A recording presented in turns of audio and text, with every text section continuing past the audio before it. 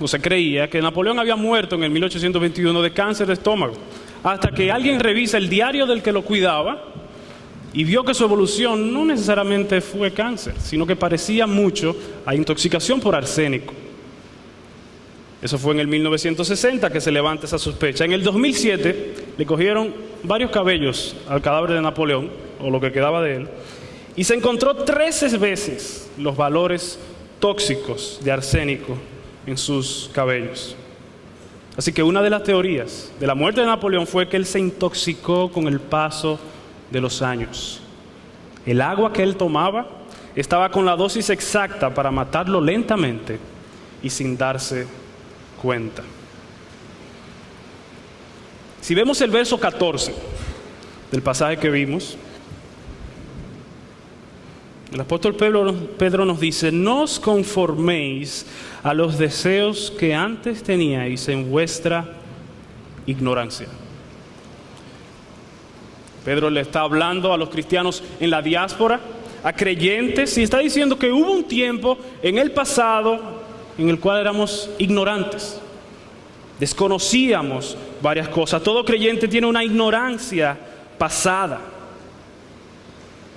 Dice el apóstol Pablo en Efesios 4:18, teniendo el entendimiento entenebrecido, ajenos de la vida de Dios por la ignorancia que en ellos hay, por la dureza de su corazón, hablando de los inconversos.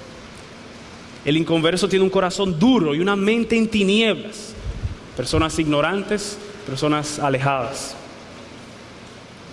Dice Lucas en Hechos 17, pero Dios, habiendo pasado por alto los tiempos de esta ignorancia, ahora manda a todos los hombres en todo lugar que se arrepientan.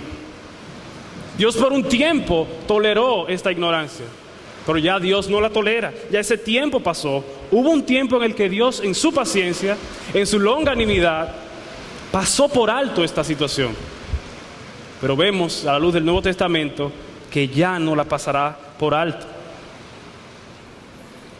Que nadie os engañe con palabras vanas, pues por causa de estas cosas la ira de Dios viene sobre los hijos de desobediencia.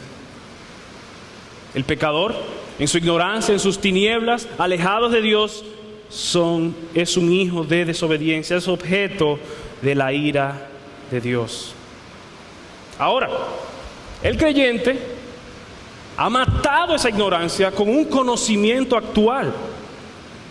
No son ignorantes, son hijos obedientes. Dice el verso 14, como hijos obedientes.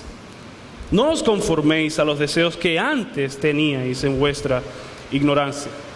Dice el verso 22, puesto que en obediencia a la verdad habéis purificado vuestras almas para un amor sincero de hermanos. Entonces ahora los creyentes son hijos obedientes a la verdad. Versículo 22. Dice el verso 25 también que esta verdad que ahora sabemos es la palabra de Dios. Un hijo obediente se caracteriza porque recibe la instrucción y la sigue. Pero esa obediencia de un creyente es un poco diferente a la obediencia a los padres terrenales. Muchos padres se conforman con que su hijo haga lo que ellos dicen y ya, con obediencia externa, con que simplemente sigan la instrucción. Pero la verdadera obediencia a nuestro Padre, aunque hacemos lo que se nos dice, viene de nuestros deseos, viene de nuestro corazón. Es diferente, porque ahora hay un cambio. No es meramente algo que obedecer, no son pasos a completar, es una vida que vivir. ¿Qué dice el verso 15 y 16? Sino que así como aquel que os llamó es santo, así también sed vosotros santos en toda vuestra manera de vivir. Porque escrito está, sed santos, porque yo soy santo.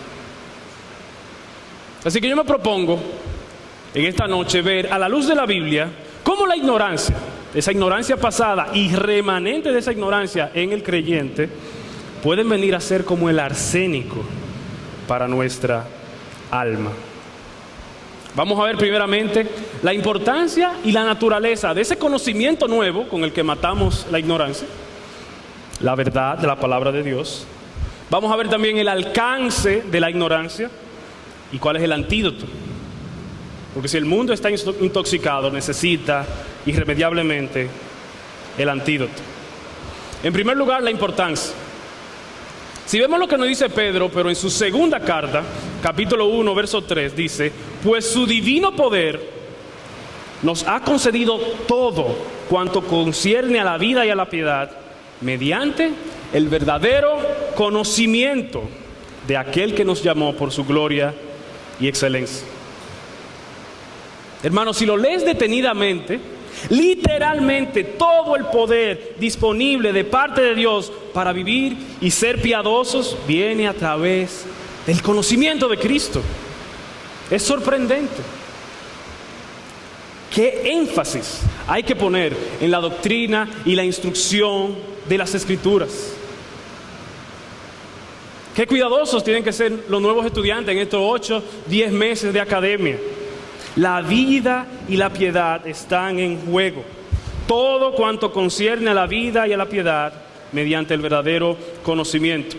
Ahora, el conocimiento no garantiza la piedad. No es así. Solo tenemos que ver la vida de los fariseos.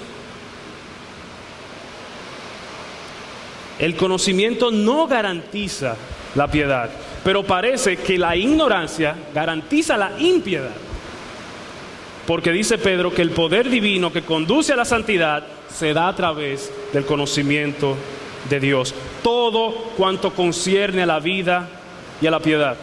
Entonces tú podrás decir: entonces, Omel, si hay un conocimiento del cual depende mi vida, mándamelo en un PDF, por email, dame un folleto, sácamele copia, o lo que sea, que yo me lo aprendo. No es así. Por eso vamos a ver la naturaleza de ese conocimiento. El conocimiento de Dios no es solo teórico, es un conocimiento experimental. La verdadera teología se vive. El conocimiento verdadero lleva a una vida verdadera. Y para ver la naturaleza de este conocimiento vamos a considerar 3 pasajes. Vamos a ir a Colosenses 1, versos 9 y 10. El primer pasaje a considerar, Colosenses 1, versos 9 y 10.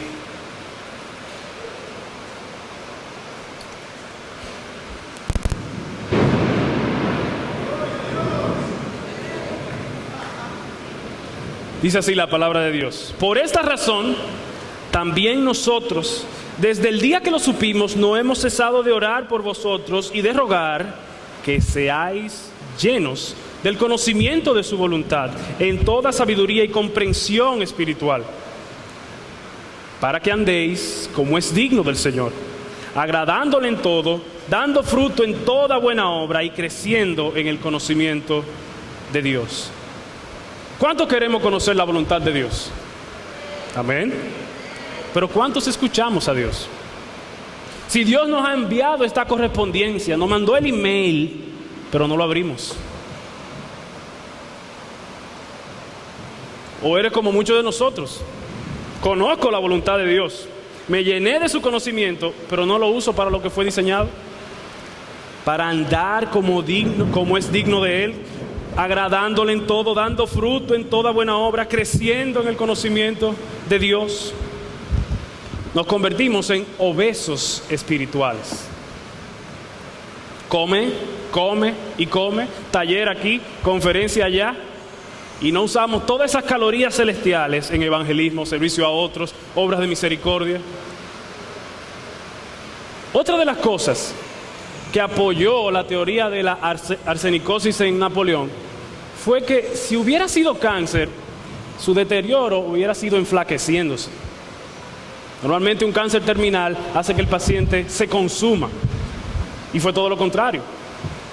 Él estaba en sobrepeso cuando murió. Y eso es uno de los efectos secundarios de la arsenicosis también, que corrobora ese diagnóstico en Napoleón. Filipenses 1, 9 al 10, lo leímos hoy. Es el segundo pasaje para ver la naturaleza de este conocimiento. Un conocimiento que no solamente se sabe, un conocimiento que se vive. Filipenses 1, 9 y 10.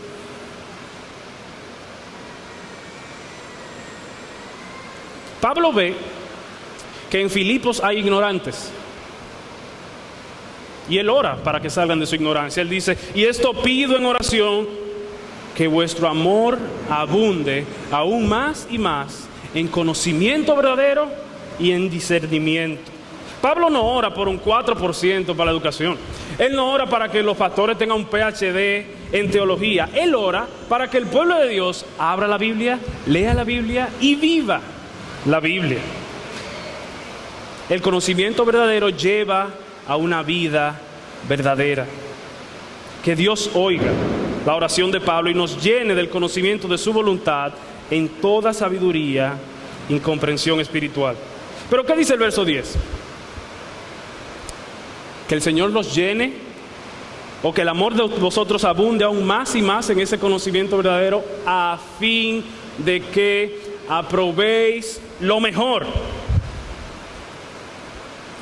No solamente vemos que este conocimiento es progresivo, que vuestro amor abunde aún más y más, sino que no es solo teoría, es un conocimiento para aprobar lo mejor, para que nuestras decisiones sean más sabias y más parecidas a las de Cristo. Lo mismo le pasaría a un estudiante de medicina que se pasa todos sus años en los libros nada más. Cuando le toque estar en una emergencia, en una unidad de terapia intensiva, puede aprobar realmente lo mejor si no combinó teoría y práctica. ¿Puede un cirujano hacer una cirugía solamente habiendo leído, sin haberla vivido antes? Tus elecciones y decisiones dicen mucho de cuánto conoces a Dios. En los últimos 6 meses, ¿cuál decisión has tomado para ser más puro e irreprensible para el día de Cristo? Necesitamos conocer más de Dios y de su evangelio, y que Dios oiga la oración de Pablo y aumente nuestro amor por el conocimiento verdadero, a fin de que aprobemos lo mejor. Tercer pasaje, Colosenses 3, 10.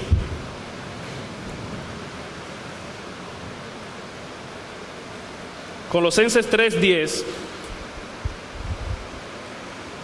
Y os habéis vestido del nuevo hombre, el cual se va renovando hacia un verdadero conocimiento, conforme a la imagen de aquel que lo creó. Aquí vemos de nuevo que el conocimiento del creyente no es estático. Aquí el se va renovando es el mismo más y más de Filipenses 1. Y eso me recuerda mucho a una canción de Casting Crowns que me encanta, que dice, to know you is to want to know you more. Conocerte es querer conocerte más. Y es aquí donde entra la ignorancia del religioso. Nos comportamos como antes, o mejor dicho, nos comportamos como siempre, ni nos damos cuenta cómo se corroe nuestra vida espiritual con la falsa esperanza napoleónica de que todo está normal, que todo está igual. Nos la pasamos bebiendo agua como Bonaparte, ignorando que es arsénico, como si la vida cristiana fuera una avenida, cuando aquí hemos visto que es una escalera. Ni el mismo Pablo era estático.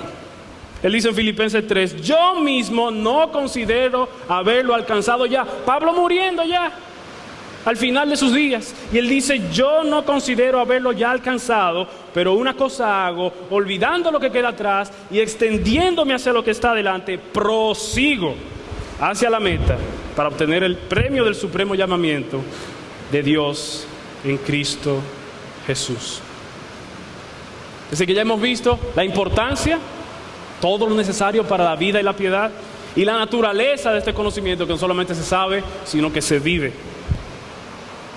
Ahora, ¿cuál es el alcance de esa ignorancia pasada para que tanto Pedro como Pablo nos escriban tanto de este conocimiento? Si vemos en nuestro pasaje, Primera de Pedro 1, vemos en el verso 13 que la ignorancia alcanza nuestra mente. Ceñido los lomos de vuestro entendimiento. Verso 14, alcanza nuestros deseos. No anden con esos deseos de antes que ustedes tenían en su ignorancia. Y el verso 18 también alcanza nuestra voluntad. En pocas palabras, si tú no eres discípulo de Cristo, esta es tu condición. No hay una esquina de tu ser que no esté afectada por esta realidad. Tu mente, tu corazón, tu voluntad. El hombre de Dios tiene que ceñir su entendimiento, no conformarse a esos deseos antiguos y no vivir de una manera vana. Entonces, ¿y el que está lejos de Dios? ¿Cómo va a ceñir los lomos de su entendimiento? ¿Cómo ha de perseguir deseos nuevos, piadosos y supremos? ¿Cómo ha de vivir con propósitos eternos? Si tú estás aquí y estás sin Cristo, no hay una esquina de tu ser que no esté afectada por esta realidad. Ese es el inconverso. Pero ¿y qué de nosotros? ¿Qué de nosotros, los que profesamos la fe, los que nos ceñimos los lomos de nuestro entendimiento, pero que a veces como que parece que nunca aprendimos a ceñirnos bien? También la ignorancia tiene bastante alcance en nuestra vida.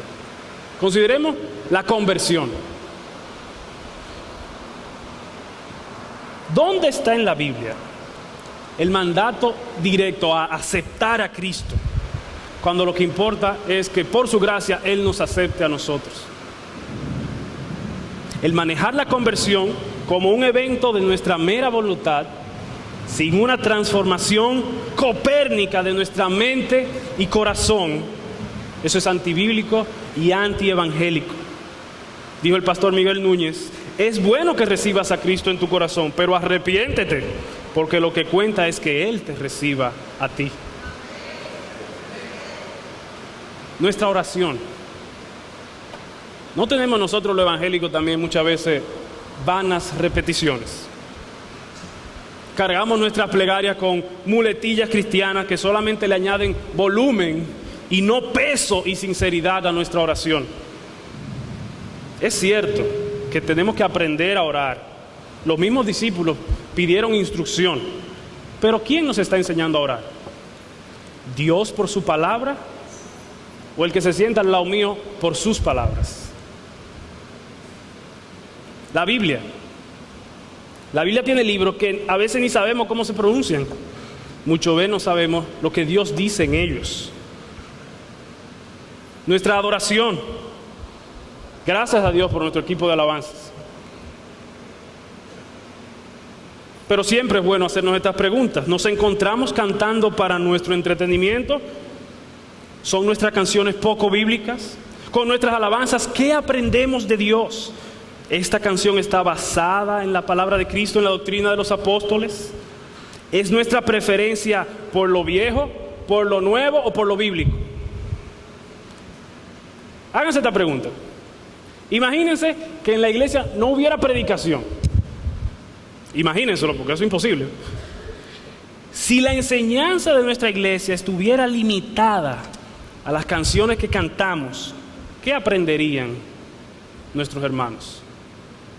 Así de en serio deberíamos tomar nuestras alabanzas. El no considerar estas cosas y seguir la vida cristiana así nos mantiene entretenidos, nos preserva, nos deja estáticos. La ignorancia nos mantiene en un trance espiritual, una rutina evangélica, una liturgia arsénica sin Dios, sin gozo, donde la tradición de cumplir es exaltada y no Cristo. A Napoleón lo desenterraron en 1840, como 20 y pico años después, y el cuerpo de él estaba igualito, intacto. Otra cosa que confirma que él fue intoxicado por arsénico.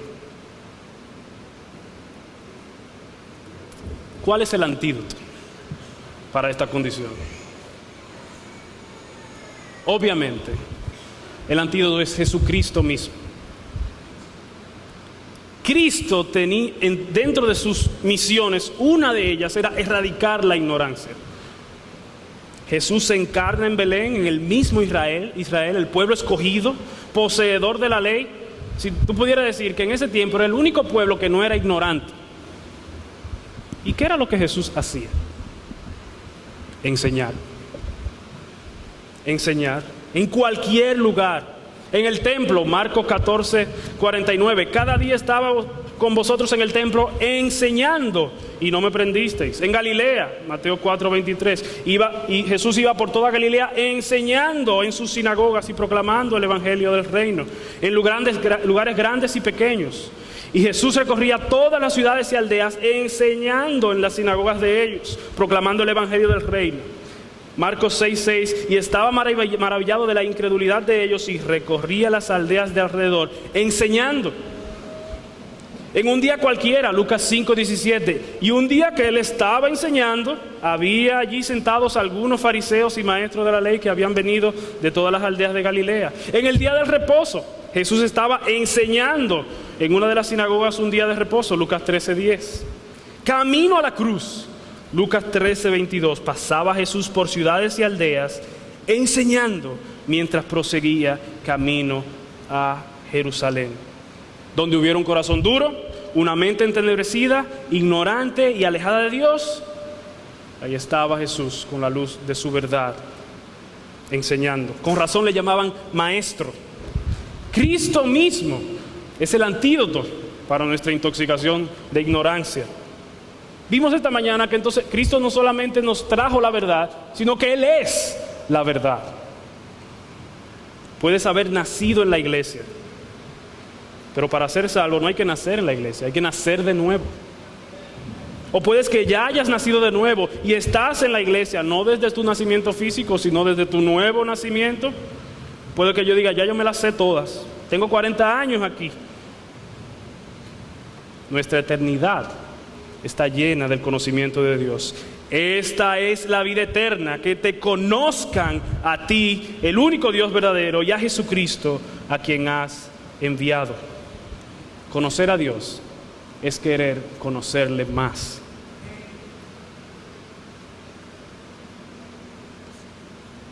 Quiero terminar con 3 aplicaciones, una advertencia y una promesa para los hermanos y algo para los amigos. Hermano que me escuchas en esta noche, la primera aplicación, el conocimiento que adquirimos, según 1 de Pedro 1, es la verdad, versículo 22, la palabra de Dios, versículo 25. En primer lugar, lee tu Biblia, ábrela. Lee libros de buenos autores. Ten cuidado con perder tiempo en espuma teológica. Lee libros doctrinales acerca del que nos llamó a su gloria y excelencia. En segundo lugar, no solamente leas, reflexiona. No vimos hace unos domingos, como Pablo decía en Romanos, ¿qué pues diremos? Es detenernos. Es considerar lo que Dios está diciendo, baja la velocidad, toma tiempo para pensar acerca de la Biblia, hazte preguntas, haz un diario, quéjate humildemente cuando tú no entiendas. Las percepciones más profundas vienen de tratar de ver la raíz que une 2 ramas que aparentemente se contradicen. Reflexiona. Y en tercer lugar, discute. Para eso estamos aquí, unidos. Sé parte de un pequeño grupo que se preocupa apasionadamente acerca de la verdad. Con discutir no quiero decir contender, sino compartir esas inquietudes. No es un grupo que solo le guste hablar y plantear problemas, sino un grupo que cree que hay respuestas bíblicas a los problemas bíblicos.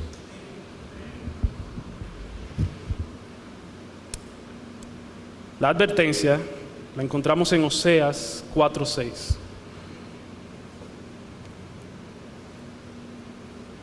Dice Dios a través del profeta, mi pueblo perece por falta de conocimiento. No tenemos inmunidad natural para el arsénico espiritual. Pereceremos por falta de conocimiento. Lentamente moriremos. Por eso el apóstol Pedro nos manda a ceñirnos nuestros lomos, de nuestro entendimiento, constantemente. Dice Pablo en Romanos 10, yo testifico a su favor de que tienen celo de Dios. Pablo está hablando de unos religiosos. Yo tengo algo bueno que decir de ellos. Ellos tienen celo, ellos están convencidos de lo que hacen. Romanos 10:2. Pero no conforme a un pleno conocimiento. Pablo no tolera la ignorancia de Israel. No importa lo serio que lo tomes o lo sincero que seas, tu celo ni tu sinceridad te harán salvos estando en el error. La verdad, Cristo, es lo que nos hace libres. La promesa la encontramos en Hebreos 8, 11 al 12. Hablando del cielo, el autor de Hebreos nos dice cómo será en el cielo. Y dice, y ninguno de ellos enseñará a su conciudadano ni ninguno a su hermano diciendo, conoce al Señor, porque todos me conocerán, desde el menor hasta el mayor de ellos. La promesa está en que lo que tú comienzas aquí se consumará cuando veas la faz de Jesucristo. Así que conocerle se vuelva nuestra pasión. Y a nuestros amigos, tú que estás aquí y entraste a este lugar sin Cristo, tú estás esperando que Dios te hable. Abre el email, abre la Biblia. Ese es el mensaje de Dios. Es fácil seguir ignorando lo que ya ignoras. Ven al Maestro, arrepiéntete. Dice Hechos 17, pero Dios, habiendo pasado por alto en los tiempos de esta ignorancia, ahora manda a todos los hombres en todo lugar que se arrepientan. ¿Pero arrepentirme de qué? Arrepentirte de vivir una vida a espaldas a tu Creador, siguiendo tus propios preceptos, ignorando a Dios. Ante su trono no se podrá alegar ignorancia. Dice el verso 20 de nuestro pasaje, 1 de Pedro 1:20, porque Él, y ese es Jesús, Él estaba preparado desde antes de la fundación del mundo, pero se ha manifestado, se ha dado a conocer en estos últimos tiempos, por amor a vosotros, que por medio de Él sois creyentes en Dios, que le resucitó de entre los muertos y le dio gloria, de manera que vuestra fe y esperanza sean en Dios. Ven a Él en arrepentimiento y ven a Él en fe. Y entonces, ¿qué de Napoleón? ¿Fue cáncer o no fue cáncer? ¿Fue arsénico o no? Eso sigue en discusión. Eso sigue en discusión. De lo que no hay duda es de que tú puedes conquistar toda Europa y más allá, pero si pierdes tu alma, de nada valdrá. No escojas lo trivial, ni lo pasajero, rechazando lo eterno. Dice el final de nuestro pasaje, porque toda carne es como la hierba, y toda su gloria como la flor de la hierba. Sécase la hierba, cáese la flor, mas la palabra del Señor permanece para siempre. Y esta es la palabra que os fue predicada. Ven a la verdad, a Cristo mismo, nuestra verdad. Oramos.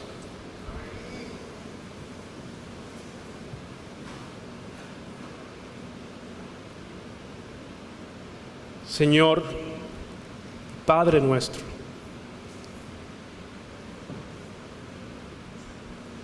venimos humillados ante ti porque sabemos que no hemos deseado, anhelado tu palabra como tú deseas. Abre nuestros ojos, pon en nosotros una pasión creciente por conocerte más. Muéstranos cómo realmente es este mundo, incapaz de satisfacernos. Señor, sácanos de nuestra ignorancia, de volver a esos deseos antiguos que teníamos en nuestra ignorancia. Y que lo que entre en nuestra mente, cale en nuestros corazones y afecte nuestra voluntad para vivir para ti. Te lo pedimos en Cristo Jesús. Amén.